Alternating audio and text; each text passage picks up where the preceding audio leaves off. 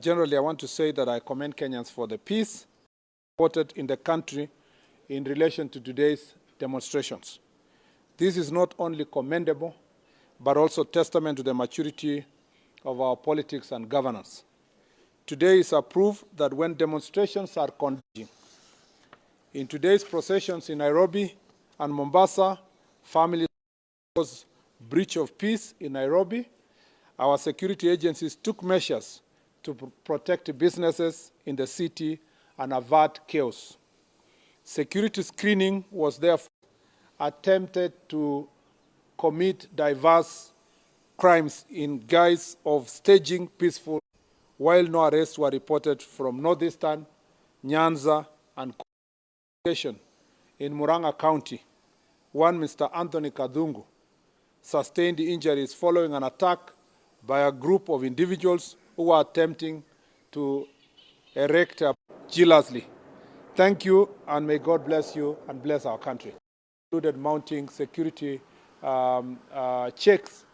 Unfortunately, some people were inconvenienced, but also that some goons and criminals and gangs to come and attack people. And so out of caution, a number of people did not come to town. But learning from the lessons of town is the type of example that you want in a country like ours going forward.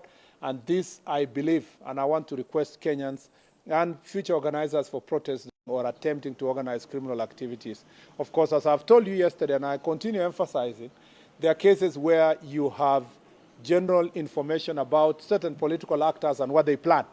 And as you saw even today, yesterday I didn't mention any name, but as a result of what I said yesterday, one of them lifted his hand up and started responding to me in the morning. So, you know, it's only the guilty who are afraid. And as you saw today, one of them was wrote a very long Facebook post to defend himself, even if I didn't mention his name. So those are some of those actors in place. Is to concentrate on arresting the very perpetrators, the person who is found on site, and the one that is carrying out that criminal activity, so that then if they wish to go and name their sponsors and implicate them, that then we'll pick from there. Let me say I had already listed the number of people that have been arrested in different parts. That list, you know, there is no before, because it was a very short time. Between the time last night and this morning and up to now was a very short time. It's not even 24 hours. So it's difficult to say there is a pre and post. And you see, less than 6 hours after our press conference yesterday was today. Last night, the police continued to carry out their responsibilities. There was no time to segregate that this one was arrested at 3, at 9, at 10, or midnight, past midnight. So it's a very short time. And that is not very material. What is material is that where they were arrested, what they were arrested for, and when they will be presented to court. You know, of course, that you cannot hold anyone beyond 24 hours. So by tomorrow, a number of them will be presented to court. Some also have been arrested. The record statement and investigation can continue for those who have been released from being arrested. On the question of economic cost of this,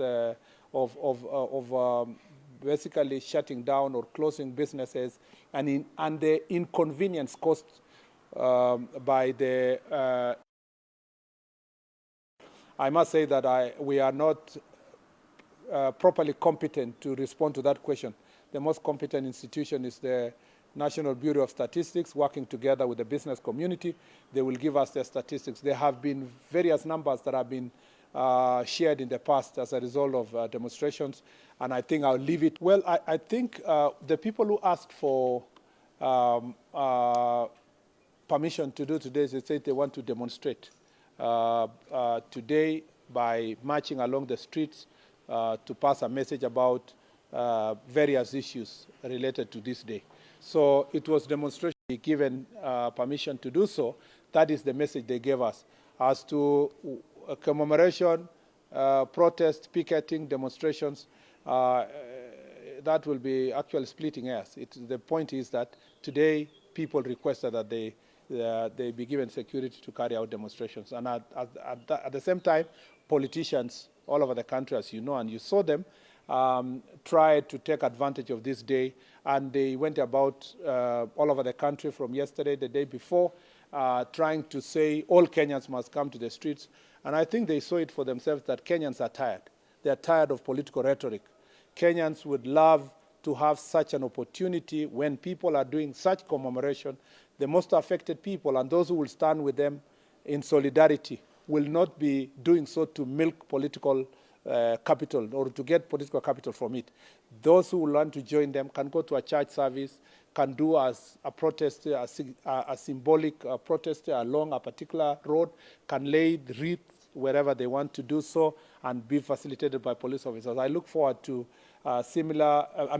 properly organized demonstrations that responds to Article 37. So for sure, today was a complete failure on the part of politicians and political scavengers, and it was a success for Kenyans who love peace and order, largely because they demonstrated that Kenyans, if they decide to obey Article 37, the country can do proper demonstrations in a very orderly manner.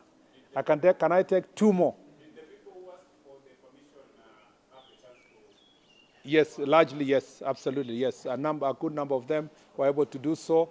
Remember that the police do not know exactly the total number of people. We just know the response, the letters they gave, and you saw they went and laid a wreath in Parliament.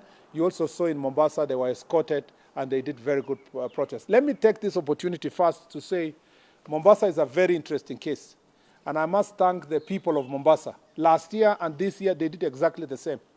Peaceful protests, went through one of the routes that they had requested, presented their petition, made their message, and they went home.